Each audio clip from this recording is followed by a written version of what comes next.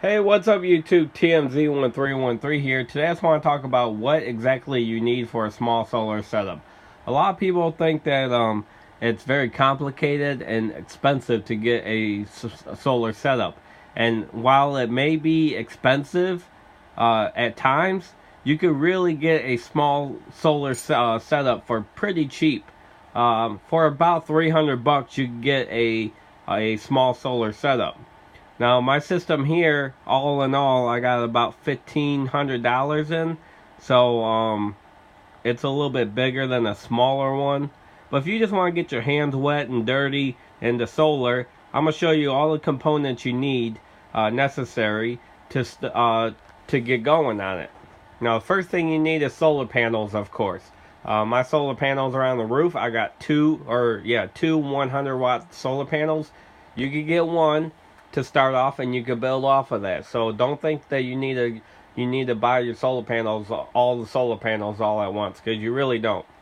All right, so the solar panels, and they come in different shapes, sizes, amperage, different types of solar panels. Just know that poly is a cheaper solar panel. It's not as efficient as a monocrystalline one. The mono one is a little bit more, but you're going to get more efficiency. Now, don't think you have to buy a mono, because I got polys, and they produce awesome power. So don't be discouraged to buy a poly. But if you do have the little extra money, it's like 20 or 30 bucks more for the same watts. Then get the mono, of course. I get all my parts mostly from Amazon. Amazon has really good prices, by the way. So you need solar panels. They go from all the way up to 10 watts to 250 watts.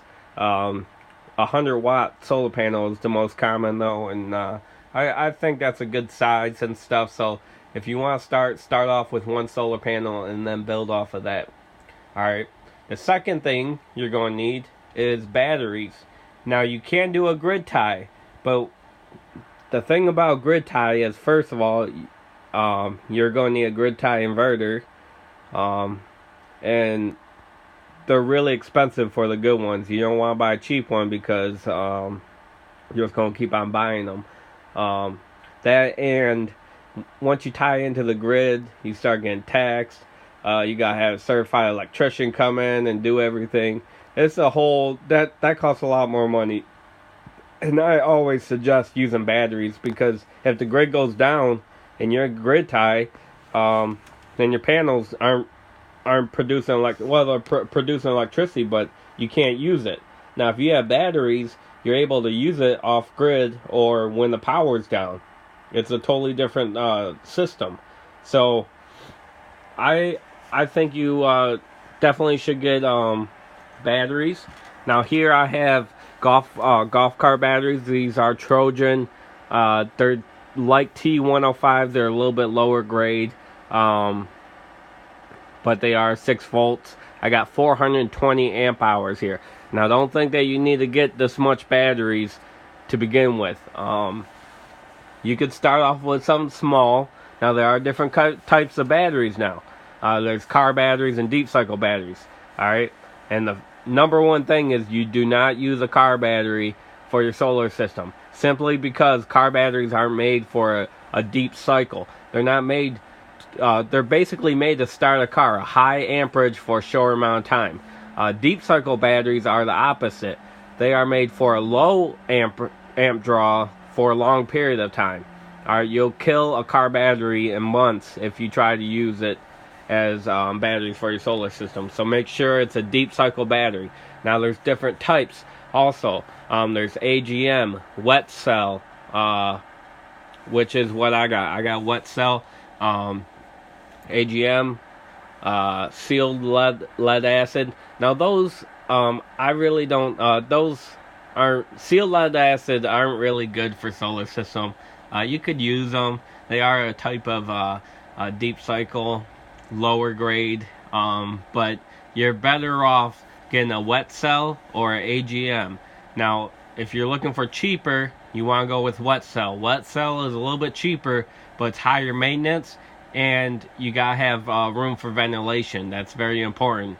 Now AGM is awesome batteries. They're really good for solar, and they don't produce hydrogen like these wet cells. Now they do still off gas, but they're safe to use inside without no ventilation. So if you're going to use your batteries inside and not have proper ventilation, if you can make something to use to have ventilation, then that's fine. But yeah, AGMs are good for that, and they're very good for like vibrations. So if you're putting the solar panel system in your boat, that's a good for AGM because it can handle vibrations really good. These wet cells cannot handle vibrations as good as AGM. Also, AGM could be tipped sideways, and you could store it like that. Now, these batteries, you would never want to do that, of course. Another thing you need is a charge controller.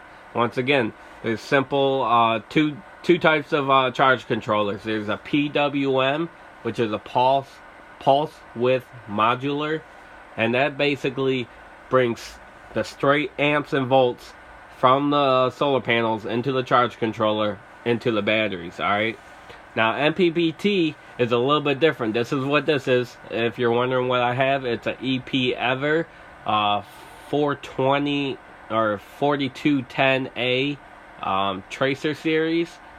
It has a little display there. Now MPPT is a little bit different. Basically, I'm not trying to get into this actually. I'm gonna just make a short description on it. So basically, when you want to run your solar panels a long distance away from your charge controller, MPPT is the best way to do that, because what you do is you wire your solar panels different to get higher voltage, but the amps stay the same. And with DC power, long distances in wire, you get a voltage drop and you lose efficiency. So it's best to have an MPPT if your solar panels are far away. Now, a PWM is just as good. Like, if you're just starting out and you don't have a lot of money, get a PWM. For a 40 amp PWM, it's like $25. Alright, this one was $230. So there's a big difference in price. Now that PWM will do the same job. This will just do it better. It's more efficient. And in solar panels, the best efficiency always wins. But like I said, you could always start off small. I still have my PWM. This is the first charge. Well, actually, I've had plenty of these, but this is what I had. It's a PWM. It's very small, and it worked well.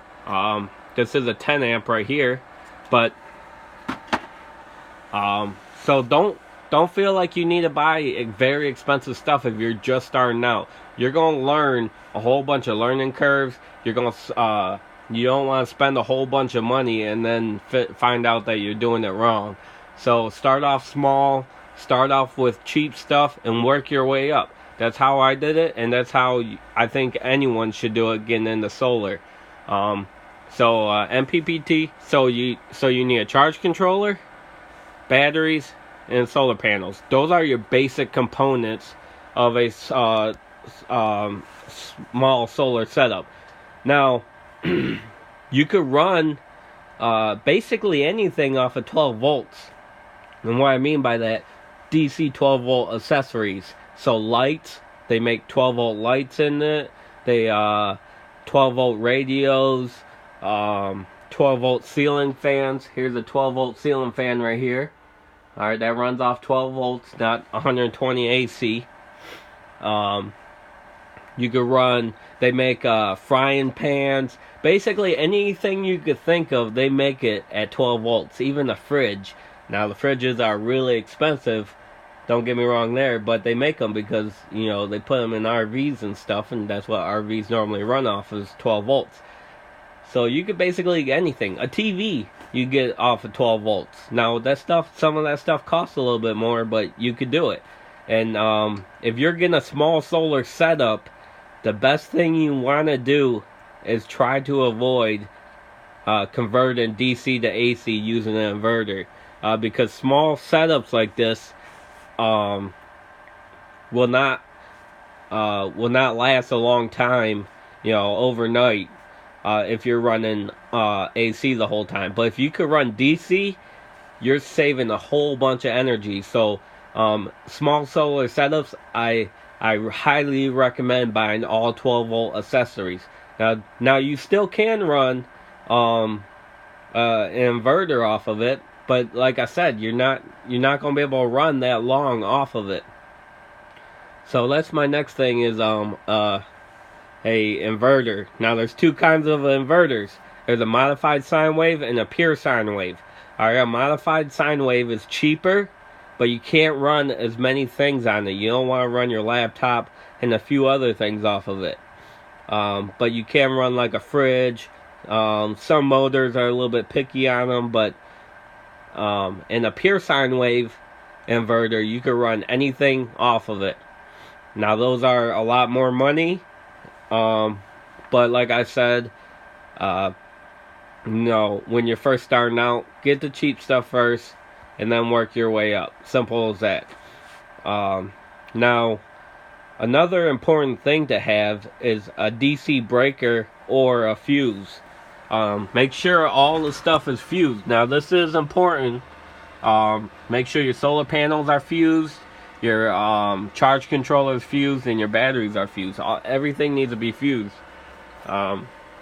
Or otherwise you will damage the system, and it prevents fires and safety point of views. Now I do have a bus bar. You don't need that. This is just to run all my 12-volt accessories. I have a lot of stuff running off 12 volts. Now I do have a breaker, like I said. Now these, when you first start off, this is really expensive, and I wouldn't recommend getting breakers like this, because this is probably, let's see, 2, 4, 6, 7, 8. This is $90 right here for the breakers in this box. You could make do with a go on Amazon, look at the cheap breakers, look at car audio fuses, and that's all you need to start off. And once you get more knowledge and understanding, then you can move to a breaker. And that is it. You're basically making your own power. You could run off, if the lights go out, if the grid goes out, you could still have power. You could get a cheap inverter. You could run a little mini heater like this, keep your family warm. And it's just a good thing to do, is start off small and work your way up. Don't try to go big or go home, because what you're going to do is go home broke. Alright? You want to start off small and then work your way up. I hope you guys like this video. Check out all my other solar panel videos, and I will see you guys later. Thanks for watching. Please subscribe and hit that bell.